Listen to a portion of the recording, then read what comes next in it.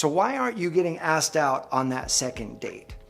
It's easy to ask the question, what am I doing wrong on the first date that's not leading to a second date? And while that's the most common question to ask, I actually think it's the wrong question to lead with, because it assumes that you're doing something wrong. Say, well, what am I doing wrong on this date?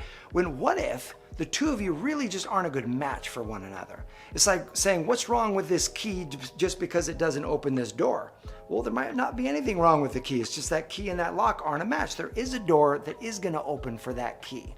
Now, that's the mindset to come from if you're not getting a second date. And that being said, there are some things, if you do want to do an inventory and say, what am I not doing right on this date? What are some things that could help me and lead me to a second date? Today, I'm going to share with you 10. The 10 most common mistakes that women and men, frankly, make on a first date. Check it out.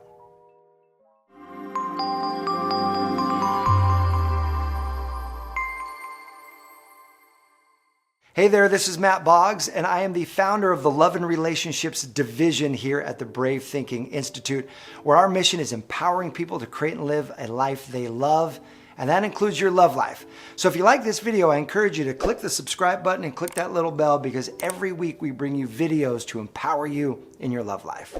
So in my experience of coaching women over 10 years, most women are way too hard on themselves and way too quick to jump into what am I doing wrong and self-analyzing and going over every little thing that they said or every little text that they sent and looking for mistakes.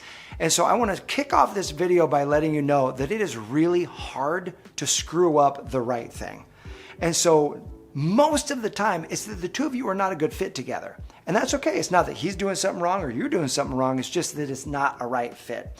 And if you are wanting to improve your own dating skill set, because relating is a skill set for how we actually build and create connection with one another, I do want to give you 10 very practical things that you can focus on or keep at the top of your mind when you're on a date to help really bring your best self to the present moment and create a beautiful connection, if there's one to be had with this guy. So mistake number one that both women and men make is being too negative about their career or about their job or about their vocation. You and I both know that negativity is unattractive, but here's the trap that we can sometimes fall into, is one of the ways that we connect with people is through bonding through common shared experiences. So the trap is, if he is complaining about his job and you jump into the puddle or you commiserate with him in that moment, while it feels good to connect with someone through the experience of pain, the challenge is what they've associated with you then is pain. And when they leave that experience, they're like, I don't really want to, they're not in that negative state anymore. And they're like, I don't want more of that negative state. The other challenge is that if you're the one complaining about your job and you haven't changed things yet, then it positions you as a victim, which places the power outside of yourself and places it in someone else's hands. You are now a victim to your career.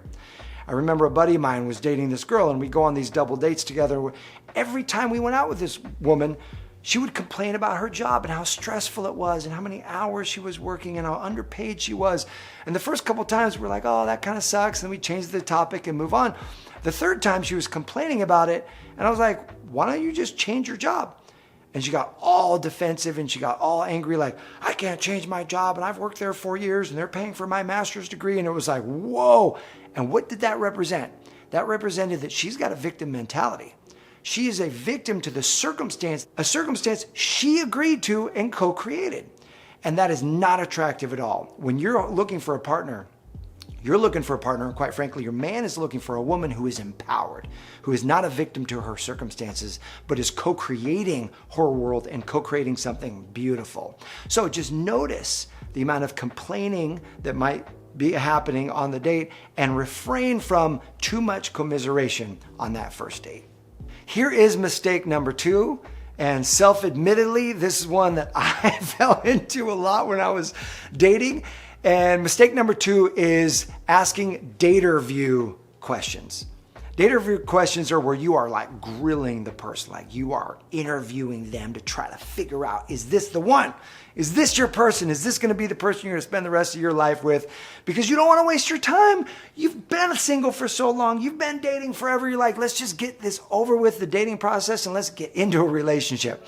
That's your energetic state, and you don't want to waste your time. So you like get down to brass tacks right out of the gate on date number 1, and you start checking off the list. Religion, job, kids, commitment, all the things. You're like firing off these questions. And while that is productive, while it is efficient, it also kills the fun. I was guilty of this. In fact, I had a woman who gave me the gift of feedback one time because she was a friend. We kind of started dating, and then we went back to being friends, and she was like, can I give you some advice? I was like, yeah. She was like, don't interrogate your dates any longer. I was like, what are you talking about? She was like, when I was dating you, she was like, I was walking on pins and needles. I felt like every day was a test with you. Like, and the questions you were grilling me, she was like, I was trying to pass this test, like you were interviewing me, interrogating me. And I was like, oh my gosh, I do not want whoever I wind up with to have that experience. And so the key here is, how do you get to know them and know whether or not they're a partner, but also keep it fun? Because the number one reason someone wants to go back out on a second date is because the first date was fun. They had a good time. They enjoyed themselves, and they could see themselves potentially growing into something with you. So keep it light, keep it fun. You can ask some questions, but no, if this does go the distance, you don't have to get all those questions answered on date number 1. The one thing you should be concerned about on date number 1 is, do we have some common interests, and am I having a good time? Does it feel life-giving to be with this person? That's really the most important aspect just on date number 1. Give yourself the gift of time to peel back the layers and uncover and understand, is this person long-term material? Now, if you love some questions for how to get to know him, but also help create the most fun on a date, I've got a great ebook for you that has 50 beautiful, fun questions, things to talk about, things to ask on a first date. I'm going to link this up in the description. Click that link. It's a free ebook. It's a gift from me to you. I think you'll like it. The third mistake that both women and men make on a date is being rude to the wait staff, or being rude to people who aren't really directly related to the date, they're periphery. And while you may not think that your date notices this, oh, they notice. And it is a big deal. Because they know, as a date, you know that when you're on a date, that person is on their best behavior. When we go on a first date, we're all trying to make a great impression, right? We're all bringing our best to that moment. So if you're on a date and the person you're with is nice to you, but they're a jerk to the wait staff, or they're complaining, or they are, sarcastic or short, they lose patience with someone else that they're on a date. Maybe someone standing in line, they're like, this was our spot, and blah, blah, blah. They're like that. This person's like, oh man, this is their best behavior. I wonder when they're not on their best behavior, that same energy, that attitude is going to come to me.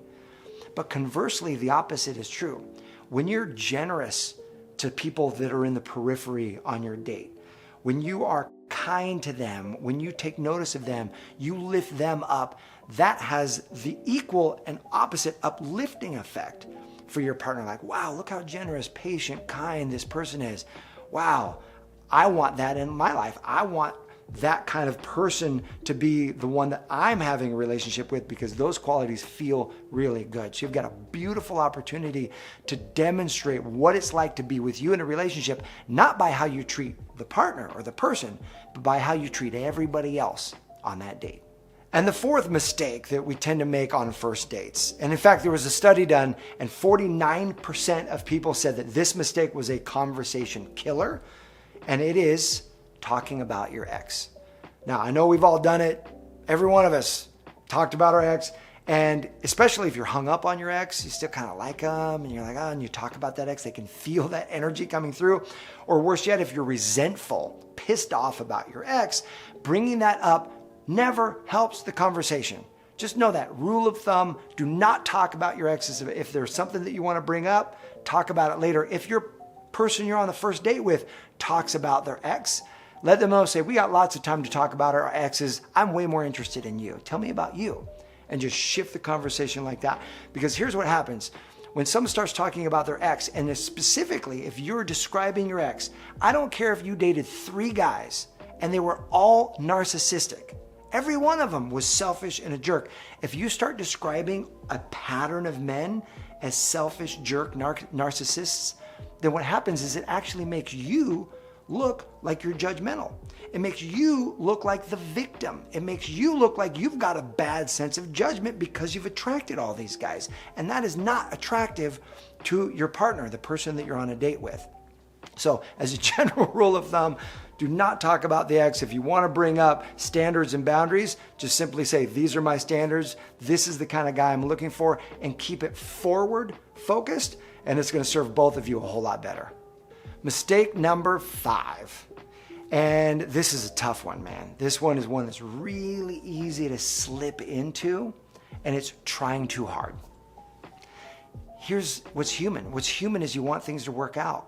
What's human is you want to already bring your best to the date. What's human is if you like them, you want them to like you back.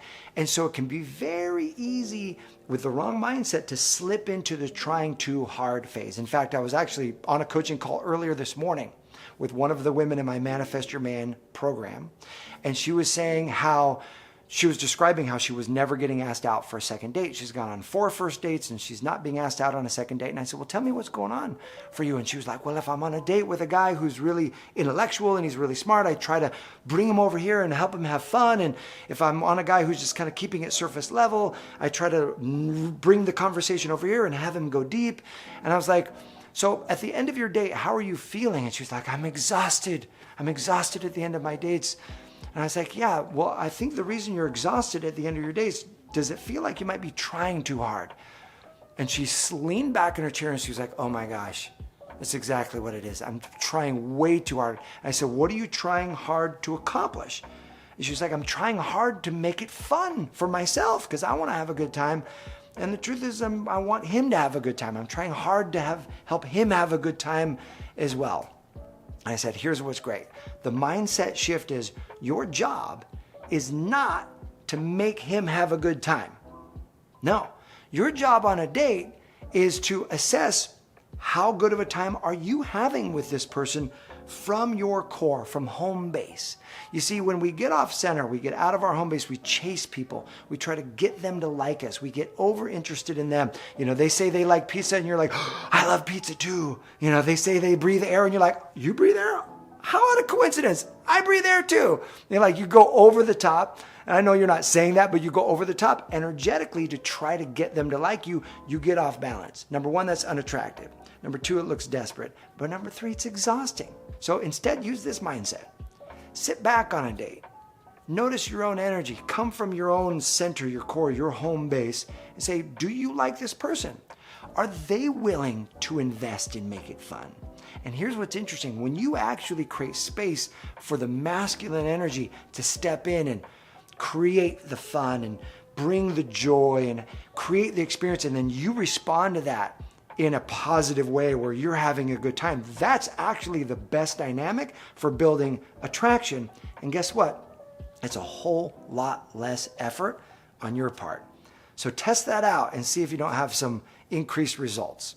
Here's the 6th mistake that's very common that both men and women make on a date, and it's oversharing. You ever had a guy overshare with you on a date? How did that feel? And the challenge is we want to be open, we want to be vulnerable, we want to share and help people get to know us. And new relationships are often like a new plant, where there's a seed and it's just sprouting, a seedling is just coming up through the surface and it's taking root. And sharing is like watering that plant. And if you overshare, you overwater that plant, it's actually going to kill the plant.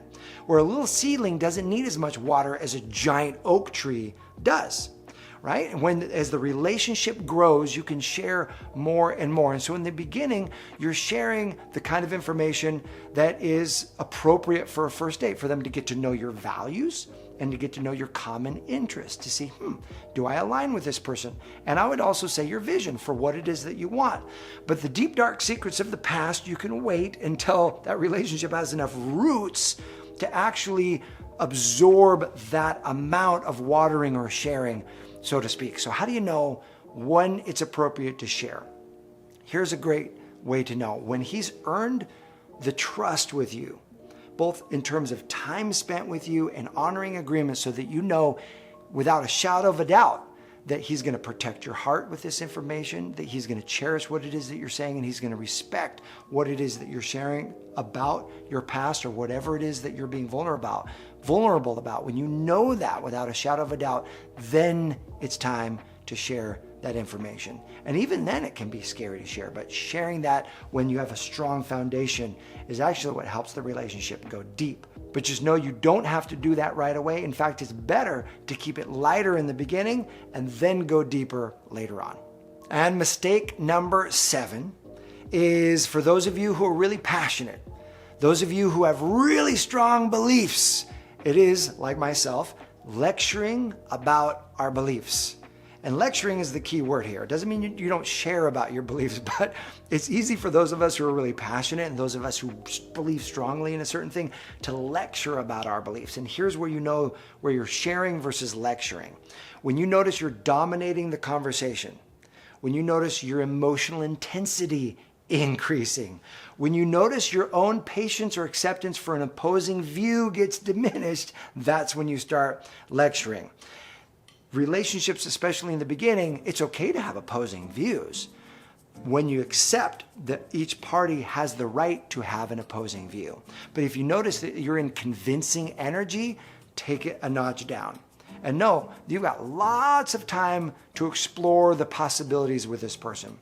The beginnings of the date is about for you to let him know who you are, but also to remember your job is to learn who this guy is without judgment and without trying to influence or control. So ask him about his opinions and ask him, why do you think that way? Why does that matter to you? What experiences have you had that have helped form that in you? And you're going to get a really good picture about the person you're dating. Mistake number 8, and you probably know this already, but it's being too self-effacing or being too self-critical, where you're not accepting compliments or you're not accepting his attraction or affection for you. You're deflecting those compliments. That just comes across as low self-esteem. So he's like, oh, you look really beautiful, or oh, that's an amazing, beautiful dress. And you're like, oh, I've had this a long time, and oh, I really don't look that good. Or some people will actually go so far as they'll talk about their sister or their brother or their friend who's really attractive and really amazing. And it makes the person on the date think, well, why am I going out with you? Why am I not going out with your sister? Or why am I not going out with your friend? Great self-esteem. The person who is really grounded in their own confidence, who's not egotistical or conceited, the person who's just really centered in their own worth, when someone compliments them, they say thank you. They know what their strengths are. They're able to talk about their strengths, but they're able to talk about their mistakes equally. So make sure there's a balance in the conversation. If you've been going down the, oh, this has been going wrong, or I'm not really good at this, make sure you balance it back out and share some of the things that you know you're really good at. What are the talents you have? What are the gifts you're bringing the world? And when you have a balance of those, the gifts aren't going to come across as egotistical, but also sharing about your mistakes won't come across as too self-effacing either. You'll come across as centered, grounded, and the kind of woman that he's like, wow, I could create a beautiful connection with her. And the 9th mistake that both men and women make on first dates is, and hold on for just a moment here. I'm going to just check something. Oh my gosh, no way. Oh my gosh. It's being on your phone. Okay. You and I both know we don't like it when other people are on their phone. And yet if we're not careful, if we have a habit of going to our phone and checking our phone, phone's on the table, it is the biggest turnoff. And it's becoming increasing. We live, and you and I know, we are in a society where the phone goes everywhere. It's the first thing people look at in the morning, last thing they look at before they go to bed. People aren't even aware of how often they check their phone. In fact, there was a survey done where they said, how often do you think people look at their phones? And the audience was like, how many of you think 20 times a day? People raise their hand. How many of you think 40 times a day? Like some other people raise their hand. Less than that, people raise their hand. 157 times a day. This one study said on average people looked at their phones 157 times a day. People had no clue how often they're looking at their phones. Well, if we personalize that, what if you and I actually looked at our phones way more than we thought? way more than other people could actually pick up on, because when our awareness goes into our phone, we black out to the rest of the world pretty much. So do yourself a favor on a date, put that phone away. Don't even bring it out. Turn it on airplane mode, whatever you need to do so that you can bring your full presence to that moment and bring your full best for both yourself and for him. Now, I know what you're thinking, and that is, well, what if he's on his phone? So here's what you do. If he's on his phone, you take your phone out and you say real loudly, catch, and you throw your phone at him and he has to catch it. No, I'm kidding. You don't do that. Okay. But here's what you do. You notice, oh, this dude is on his phone. That's the kind of presence that he's bringing to this moment. Your job is not to get him to be a certain way. Your job is to see the way he really is and then make a determination. Is this the kind of guy I want to be with or not? After you've been dating for a while, if he does meet the marks where you do want to go out with him, then the two of you have enough connection, the two of you have enough rapport where you could say, hey, would you mind putting the phone away, and so that we can bring our full presence to each other? And at that point, he's got enough connection with you that he's not going to take it all defensive. And he may say, yeah, I just need to send this. I'm so sorry, this was work. Okay, boom, done, away. Let's focus on you. And the 10th way of being, call it a mistake, 10th way of being that really doesn't serve the date to progress forward is what we call me versus them. And this is a technique that people get taught from their parents, they get taught from their families on how to look good in front of other people. And it's basically you put other groups of people down so that you can look better.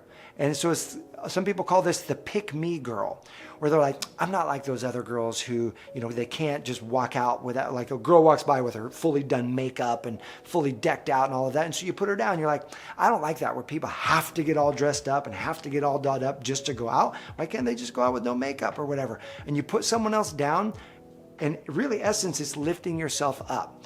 While he may agree with your point in that moment, there's a subtext, a subtle energy to that moment that just doesn't feel good. It's life constricting. Because when someone else has to drag someone else down for themselves to be lifted up, that's going to repel the attraction with this guy. Way better to celebrate other people, to acknowledge other people, to be like, oh my gosh, I've read this great story about these people doing this great thing, or I love it when people do this. Be that person that lifts others up. Because here's the deal. When someone draws other people down to lift up, it's only a matter of time before the person they're on the date said, well, it's just a matter of time before they're going to drag me down to lift themselves up. Instead, if you're with a person of increase who's lifting other people up, then the person you're on a date with knows, wow, she's going to lift me up too. My life is going to be enhanced because I'm with this person, and that feels really, really good. So great work. You made it through these 10 mistakes that both men and women make on a first date.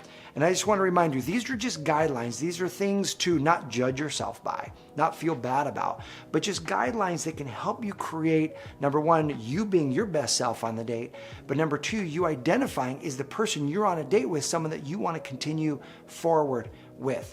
My question for you is, what are some of the mistakes that you have seen guys make when they're on a date that's turned you off and not made you want a second date?